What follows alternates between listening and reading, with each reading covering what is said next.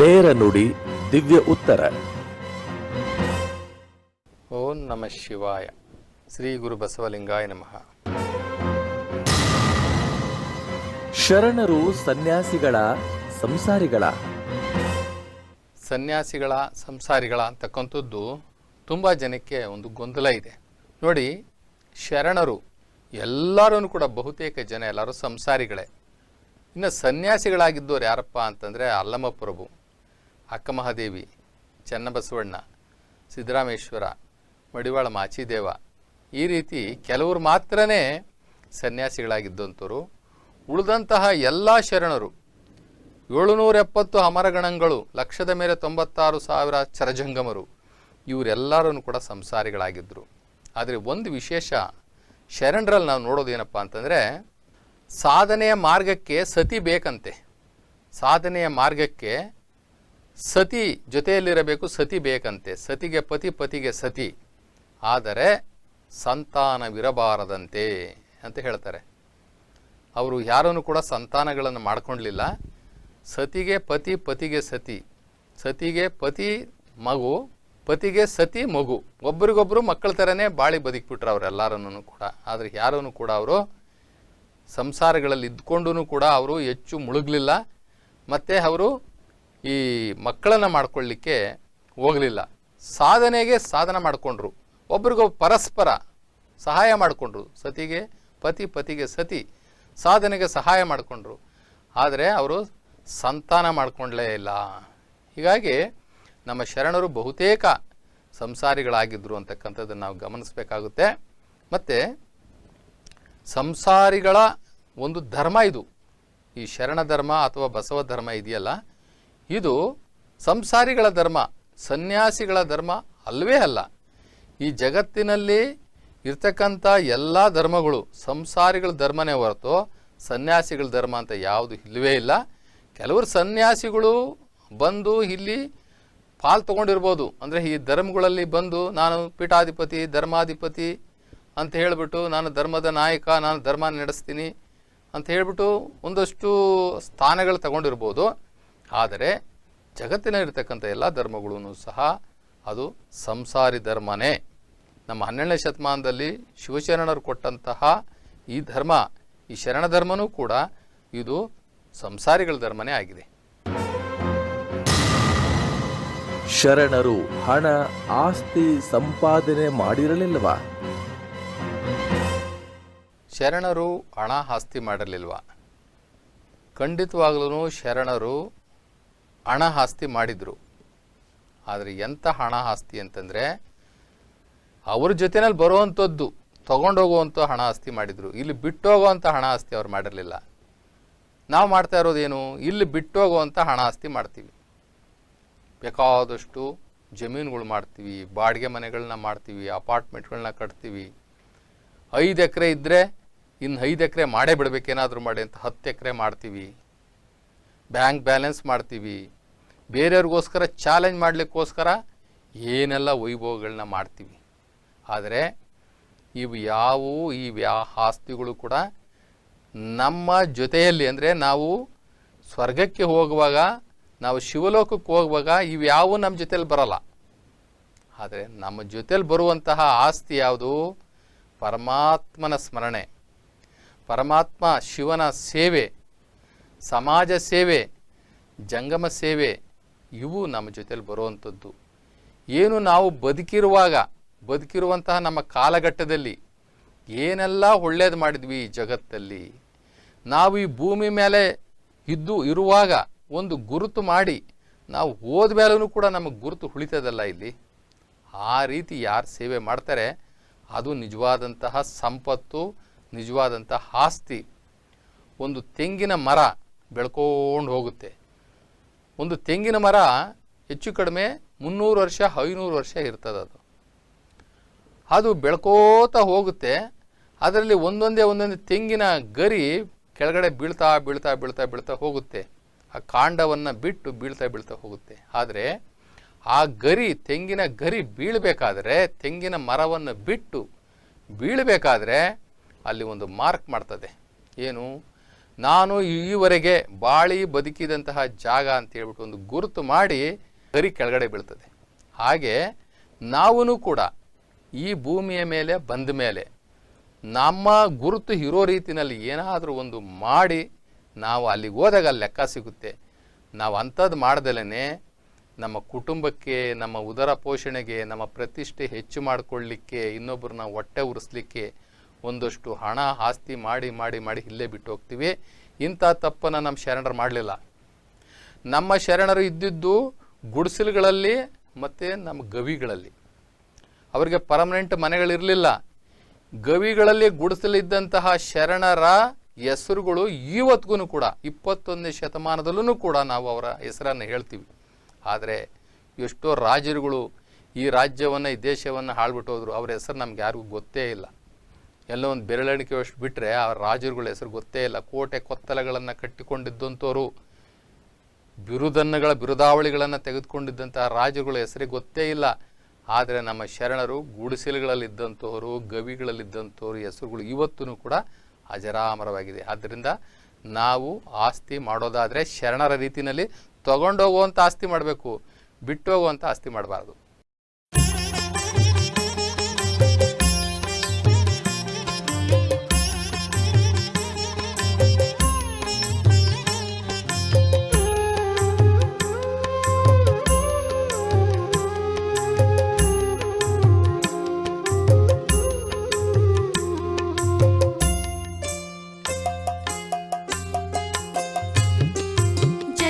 जयतु माचि देव धीर योगी पाहि मां।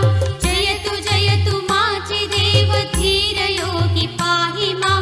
जयतु जयतु गणवीरा माचि तंदे रक्ष मां। जयतु जयतु गणवीरा माचि तंदे रक्ष मां। जयतु जयतु माचि देव धीर योगी पाहि मां। जयतु जयतु माचि देव धीर योगी पाहि मां। जयतु जयतु गणवीरा माचि तंदे रक्ष मां। जयतु जयतु गणवीरा माचि तंदे रक्ष मां।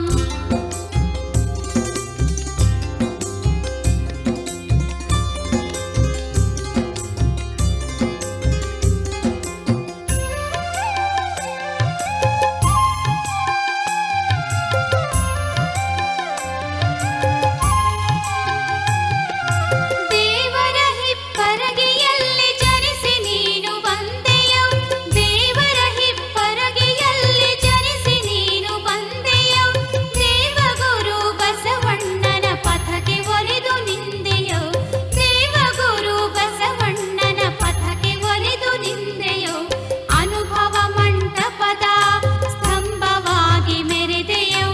ಅನುಭವ ಮಂಟಪದ ಸ್ತಂಭವಾಗಿ ಮೆರೆದೆಯೋ। ಅನುಭಾವದ ನುಡಿಗಳನ್ನು ಭಾವ ತುಂಬಿ ಉಲಿದೆಯೋ। ಅನುಭಾವದ ನುಡಿಗಳನ್ನು ಭಾವ ತುಂಬಿ ಉಲಿದೆಯೋ। ಜಯತು ಜಯತು ಮಾಚಿ ದೇವ ಧೀರ ಯೋಗಿ ಪಾಹಿ ಮಾಂ। ಜಯತು ಜಯತು ಮಾಚಿ ದೇವ ಧೀರ ಯೋಗಿ ಪಾಹಿ ಮಾಂ। ಜಯತು ಜಯತು ಗಣವೀರ ಮಾಚಿ ತಂದೆ ರಕ್ಷ ಮಾಂ। ಜಯತು ಜಯತು ಗಣವೀರ ಮಾಚಿ ತಂದೆ ರಕ್ಷ ಮಾಂ।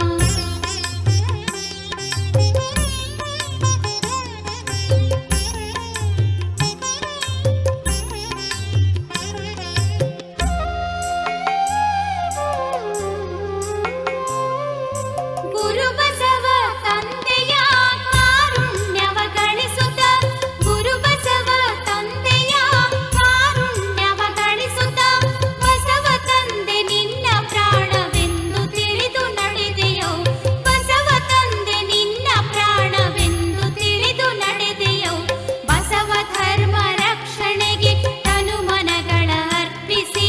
ಬಸವ ಧರ್ಮ ರಕ್ಷಣೆಗೆ ತನು ಮನಗಳ ಅರ್ಪಿಸಿ। ತ್ಯಾಗ ಯೋಗ ವಿರಾಗಗಳ ಸಂಗಮವಾಗಿ ಮೆರೆದೆಯೋ। ತ್ಯಾಗ ಯೋಗ ವಿರಾಗಗಳ ಸಂಗಮವಾಗಿ ಮೆರೆದೆಯೋ। ಹಣ ಸಂಪಾದಿಸುವುದು ತಪ್ಪ? ಈ ಮನುಷ್ಯ ಜೀವಿ ಬಿಟ್ಟರೆ ಈ ಜಗತ್ತಲ್ಲಿ ಬಾಳ್ತಕ್ಕಂಥ ಎಷ್ಟು ಕೋಟಿ ಜೀವರಾಶಿಗಳಿದ್ದಾವೆ. ಎಷ್ಟು ಕೋಟಿ ಜೀವರಾಶಿಗಳಿದ್ದಾವಲ್ಲ, ಆ ಯಾವ ಜೀವರಾಶಿಯೂ ಕೂಡ ಹಣ ಮಾಡೋದಿಲ್ಲ, ಆಸ್ತಿ ಮಾಡೋದಿಲ್ಲ, ಅಥವಾ ನಾಳೆಗೆ ನನಗೆ ಬೇಕು ಅಂತ ಹೇಳಿ ಆಹಾರವನ್ನು ಗೋಡನಲ್ಲಿ ಇಟ್ಟು ಸಾಯೋದಿಲ್ಲ. ಈ ಮನುಷ್ಯ ಜೀವಿ ಮಾತ್ರ ನಾನು ಹಣ ಗಳಿಸ್ಬೇಕು, ಹಣ ಗಳಿಸ್ಬೇಕು, ಹಣ ಗಳಿಸ್ಬೇಕು. ಹೋಗಲಿ, ಹಣ ಗಳಿಸ್ರಿ. ಎಷ್ಟು ಬೇಕು ಏನು 2-3 ಜನ್ರೇಷನ್ ಕೂತ್ಕೊಂಡು ತಿನ್ನೋವಷ್ಟು, 2-3 ಜನರೇಷನ್ ಕೂತ್ಕೊಂಡು ತಿನ್ನೋವಷ್ಟು ಒಬ್ಬ ಮನುಷ್ಯ ಮಾಡಲಿಕ್ಕೆ ಸಾಧ್ಯ ಇಲ್ಲ. ಯಾಕೆ ಅಂತಂದರೆ ಅವನಿಗೆ ಅಷ್ಟು ಆಯಸ್ಸು, ಆರೋಗ್ಯ ಇಲ್ಲ. ಹಾಗಾದ್ರೆ ಯಾವ ರೀತಿ ಸಂಪಾದನೆ ಮಾಡ್ತಾ ಇದ್ದಾನೆ? ವಾಮ ಮಾರ್ಗದಲ್ಲಿ ಸಂಪಾದನೆ ಮಾಡ್ತಾ ಇದ್ದಾನೆ, ಲಂಚದ ರೂಪದಲ್ಲಿ ಸಂಪಾದನೆ ಮಾಡ್ತಾನೆ, ದುರಾಚಾರದಲ್ಲಿ, ದುರ್ಮಾರ್ಗದಲ್ಲಿ ಸಂಪಾದನೆ ಮಾಡ್ತಾ ಇದ್ದಾನೆ. ಅವನ ಬೆವರನ್ನು ಸುರಿಸಿ ಅವನು ಸತ್ಯಶುದ್ಧ ಕಾಯಕದಿಂದ ಸಂಪಾದನೆ ಮಾಡ್ತಾನೆ ಅನ್ನೋದಾದರೆ ಅವನ ಜೀವಮಾನದಲ್ಲಿ ಎಷ್ಟಿರಬೇಕು ಅಷ್ಟೇ ಇರ್ತದೆ. ಆದರೆ ಅದನ್ನು ಮೀರಿ ಒಬ್ಬ ಸರ್ಕಾರಿ ನೌಕರ ಅಂತ ಇಟ್ಕೊಳ್ಳೋಣ. ಸರ್ಕಾರಿ ನೌಕರ ಆತ ಜೀವನ ಮಾಡಿಕೊಂಡು 2 ಮಕ್ಕಳಿಗೆ ವಿದ್ಯಾಭ್ಯಾಸ ಕೊಟ್ಕೊಂಡು ಅವನು ರಿಟೈರ್ಡ್ ಆಗುವಂಥ ಸಂದರ್ಭದಲ್ಲಿ ಏನು ಮಾಡಬಹುದು? ಆ PF ಹಣ ಅದು ಇದು ಎಲ್ಲ ತಗೊಂಡು ಒಂದು ಮನೆ ತೊಗೋಬೋದು ಅಷ್ಟೇ. ಅದು ಒಂದು ಚಿಕ್ಕದೊಂದು ಪುಟಾಣಿ ಒಂದು ಮನೆ ತೊಗೋಬೋದು ಇವತ್ತಿನ ಪರಿಸ್ಥಿತಿನಲ್ಲಿ. ಆದರೆ ಅವನು ರಿಟೈರ್ಡ್ ಆಗಿರೋದಿಲ್ಲ, ಇನ್ನೂ ಅರ್ಧ ಸರ್ವಿಸ್ ಇರ್ತದೆ. ಇವನಿಗಿರೋಕ್ಕೊಂದು ಮನೆ ಮಾಡಿ 4 ಮನೆ ಬಾಡಿಗೆ ಬರೋಂಗೆ ಮಾಡಿಬಿಟ್ಟಿರ್ತಾನೆ. ಎಲ್ಲಿಂದ ಬಂತು ಈ ಹಣ? ಬೆವರು ಸುರಿಸಿದ್ನ ಇವನು? ನಮ್ಮ ಶರಣರು ಸತ್ಯಶುದ್ಧ ಕಾಯಕ, ನಿತ್ಯ ದಾಸೋಹ ಹೇಳ್ತಾನೆ ಇದ್ದಾರೆ. ನೀನು ತಿನ್ನುವ ಅನ್ನದಲ್ಲಿ ನಿನ್ನ ಬೆವರಿರಬೇಕು, ಅಂದರೆ ನಿನ್ನ ದುಡಿಮೆ ಇರಬೇಕು. ನೀನು ಗಳಿಸುವ ಹಣ ಆಸ್ತಿಯಲ್ಲಿ ನಿನ್ನ ಪರಿಶ್ರಮ ಇರಬೇಕು. ಯಾವ ಪರಿಶ್ರಮನೂ ಏನೂ ಇಲ್ಲ. ಎಲ್ಲ ವಾಮ ಮಾರ್ಗದಲ್ಲಿ ದುಡಿದು ಸಂಪಾದನೆ ಮಾಡಿದ್ರೆ ಇದನ್ನು ನಮ್ಮ ಶರಣರು ಒಪ್ಪೋದಿಲ್ಲ, ಧರ್ಮಶಾಸ್ತ್ರನೂ ಒಪ್ಪೋದಿಲ್ಲ, ಶರಣ ತತ್ವ ಅಂತೂ ಒಪ್ಪೋದೇ ಇಲ್ಲ. ಬಸವಣ್ಣವರು ಒಂದು ಕಡೆ ಹೇಳ್ತಾರೆ, ಒಂದಿನೊಳಗೆ ಒಂದು ಒರೆಯ, ಅನ್ನದೊಳಗೆ ಒಂದು ಹೊಗುಳ, ಸೀರೆಯೊಳಗೊಂದು ಎಲೆಯ, ಇಂದಿಂಗೆ ನಾಳೆಂಗೆ ಎಂದು ಹಿಟ್ಟೆನಾದೊಡೆ, ನಿನ್ನ ಮೇಲಾಣೆ ಕೂಡಲ ಸಂಗಮ ದೇವ ಅಂತಾರೆ. ಅಂದರೆ ನಾಳೆಗಂತ ನಾನೇನಾದರೂ ಹಣ ಆಸ್ತಿ ಏನಾದರೂ ಮಾಡಿದ್ದೆ ಆದರೆ ಹಣೆ ಇಕ್ಕೋತಾರೆ, ನಿನ್ನ ಮೇಲೆ ಆಣೆ ಕೂಡಲ ಸಂಗಮ ದೇವ. ಅವರು ಕೂಡ ಸರ್ಕಾರಿ ನೌಕರರಾಗಿದ್ದರು. ಬಸವಣ್ಣನವರು ಪ್ರಧಾನಮಂತ್ರಿಯಾಗಿದ್ದರು ಬಿಜ್ಜಳನ ಆಸ್ಥಾನದಲ್ಲಿ. ಪ್ರಧಾನಮಂತ್ರಿ ಪೋಸ್ಟ್ ಏನು ಸಣ್ಣದ? ಬೊಕ್ಕಸ ಭಂಡಾರದ ಅಧಿಕಾರಿ ಆಗಿದ್ರು ಅವರು, ಭಂಡಾರಿ ಬಸವಣ್ಣ ಆಗಿದ್ರು. ಈಗ ಬೇಕಾದಷ್ಟು ಮಾಡ್ಬೋದಾಗಿತ್ತು. ಆದರೆ ಅವ್ರು ಏನು ಹೇಳ್ತಾರೆ? ಆಣೆ ಇಕ್ಕೊಳ್ತಾರೆ.